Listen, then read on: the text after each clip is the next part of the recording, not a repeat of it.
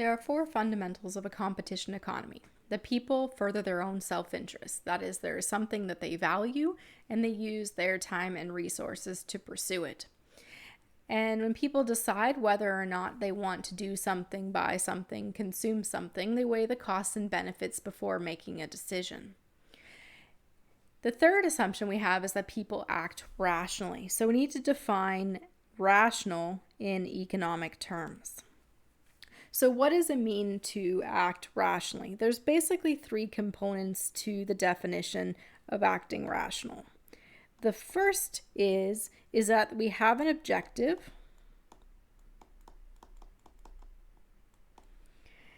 and we choose activities that meet the objective.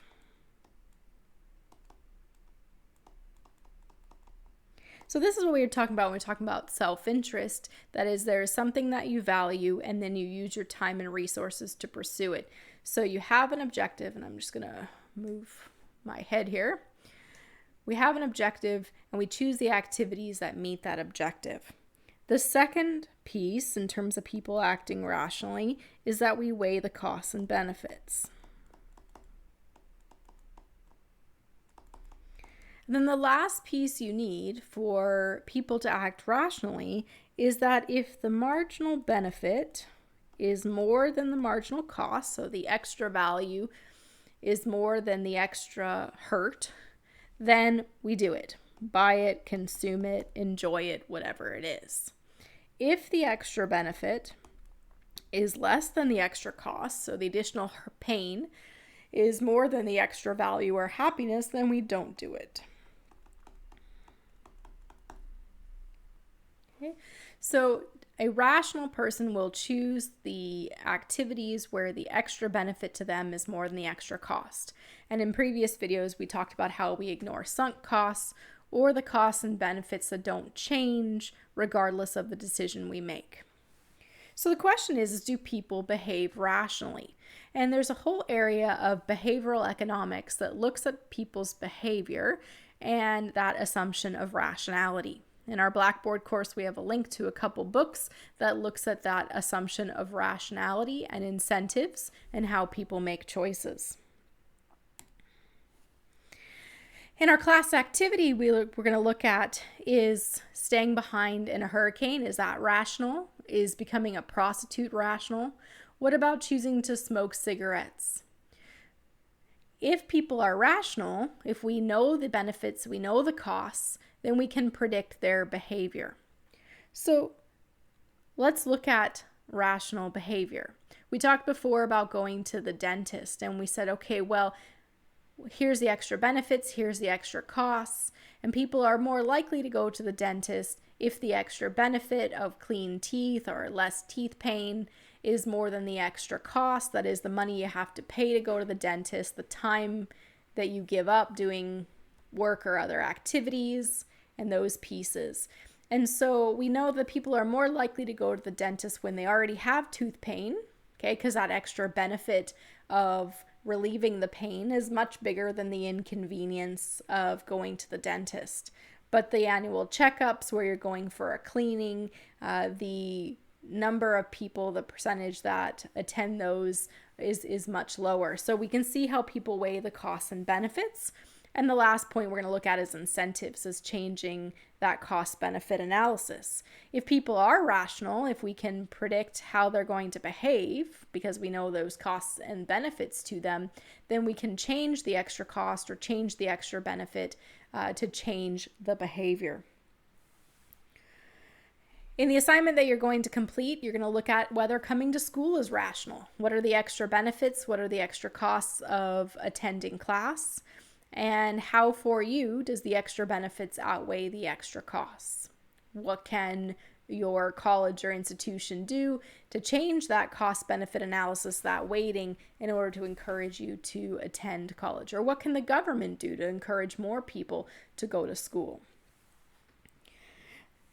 So if being rational means we weigh the costs and benefits and we do things when the extra benefit is more than the extra cost, does it ever make sense to be ignorant. Is there such thing as rational ignorance? Well, first we have to define what it means to be ignorant. So the word ignorance means lack of knowledge. It's not dumb or stupid, it's just you don't have the information. So does it ever make sense not to obtain information? Well, the definition of rationality says that you are going to do something when the extra benefit is more than the extra cost. So it's rational to be ignorant if the cost of obtaining the information is more than the value of the education of the information. So let's think about it. You're standing in a grocery store, okay? You're about to check out and you're trying to decide which line to line up in. Have you ever been in the grocery store where you're in a long line and you see there is now another line near yours that seems to be going faster? So, do you leave the line you're in and go to another line in the grocery store? Well, I don't know about your experience, but my experience is the second I switch lines, that becomes the slow line, and gathering that information about whether this new line is faster really didn't serve me. So in this case, the cost of obtaining the information about whether or not that new line is actually going faster wasn't worth more, or sorry, the cost of obtaining that information was more than the value of maybe I could go a little faster if I'm in that new lane. So sometimes gathering information isn't worth doing because the cost of obtaining the information is more than the value of that information itself. Let's think about voting. Okay, so how many of you have voted in an election? And when you vote, do you research the candidates? Okay.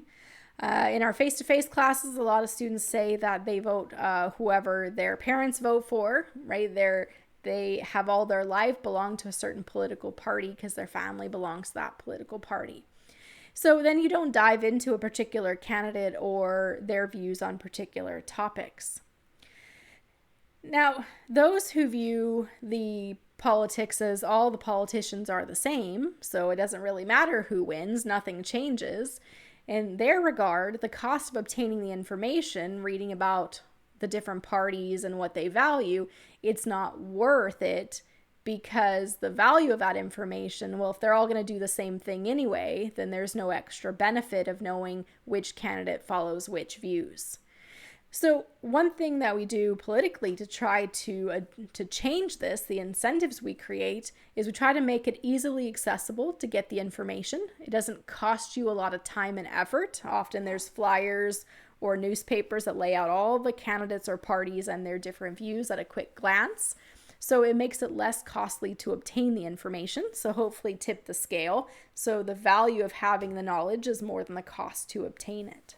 We also try to encourage people to be more excited and energetic about voting, about making change and promoting the idea that a new party in power could come up with new things or change issues that you might have. So inform you more about the ability to come up with new policies or change existing issues so that it's more valuable to you to actually be informed about the candidates. So we have to understand that sometimes it is rational to not bother to gain information because the cost, the time it takes to get it, the effort it takes is more than the value we place on the actual information itself. Well, if we know the costs and benefits that people experience and perceive, then we can predict their behavior. So it's really important, and behavioral economics is really about understanding from an individual's perspective, what are their perceived extra costs, what are the perceived extra benefits when they make choices. And we assume that they're rational and that they're going to weigh those extra costs and extra benefits and make a decision. Sometimes the weighing of those extra costs and extra benefits happens really quickly, right? You're deciding to put on a seatbelt or not put on a seatbelt when you get in the car. We do it kind of on autopilot. So it's a very quick process in our brain. And in economics, what we do is we take some decisions that are quick, like should I buy this jug of milk, and we break it down into its components and analyze it in more detail. So we want to look at, okay, what are the costs that people perceive? What are the benefits that people perceive? How are they weighted in people's minds? We have to consider the fact that time. So if the cost is going to be incurred right away, it's much bigger in people's minds than if the cost is down the road. That's why when we look at cigarette smoking, right, we don't have young people are more likely to start than old people because the cancer is years down the road. So we have to look at that time perception. We have to look at the probability perception. So when we look at evacuating from a hurricane, well, what's the probability that I'm going to die or I'm going to be injured? And historical perspectives like what's happened to family members, what you hear on the news, what you've experienced yourself will impact that perception, and that changes whether the cost to you of your life is big or small, and that impacts the decision you make. So we have to understand what goes into the choices that people make, how they weigh those costs and benefits. But underlying that is an assumption that when people weigh these costs and benefits, they do things when the extra benefit is more than the extra cost. And if that is the case, then we can change the incentive structure to change people's behavior. So think about sales. Why do businesses put things on sale? Well, they're trying to change your cost-benefit analysis so that the cost to you to get the item is now lower. So when you weigh the benefit or the value of it versus the cost, the benefit and the value of it is more to you than the cost, and you're more likely to do it. It's changing your behavior. We can see other examples of incentives that try to change people's behavior. So stop smoking programs, we give away free nicotine patches, right? So now there is less cost to stop smoking. You're more likely to do it. If we look at in 2008 during the recession, the US government, they basically wrote everybody a check for $400. Okay. And the idea was we're going to stimulate the economy because in our cost benefit analysis of should you go out and buy a TV when you're a bit uncertain about your job and your income, if you have a 400 extra bucks in your pocket, the cost of that TV is now $400 cheaper. The benefit or the value of it is the same, and we've tipped the scale to get people to spend and then help create more goods, like build more TVs and then sell more TVs, which puts more income in people's pockets and stimulates the economy. So the idea here with the stimulus checks in 2008 was to change that cost benefit analysis to get people to go out and spend. Now, one of the things they didn't consider in their cost benefit analysis is that people were spending, but they were spending on credit. And so when they got the $400 check in the mail, all they did was pay off a credit card for something they had previously bought. So it didn't work very well.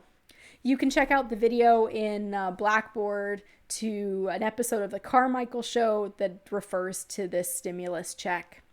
We also know in 2020, in COVID times, we're seeing the same kind of stimulus checks coming in the mail in Canada to help those who have been laid off or receiving less income because of closures of businesses due to the pandemic.